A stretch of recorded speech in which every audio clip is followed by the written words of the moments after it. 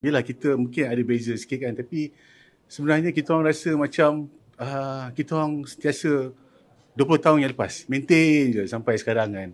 Jadi macam perbezaan dari segi crowd tu kita tak nampak sangat lah, sebab kita orang Tapi memang diorang nampak muda, lagi muda.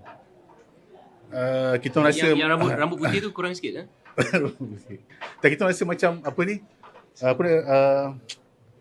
tak ada beza lah dari segi muzik dan crowd yang follow. Mungkin masing-masing ada dia punya followers fanatik je, tapi dari segi muzik semua orang akan ada cara untuk menghargai band-band yang diorang minat lah.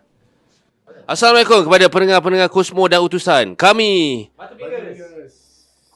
Temui kami di Sunway Lagoon pada 2 Mac 2024 untuk showcase Underground. Ticket available at www.hitmanlive.com. So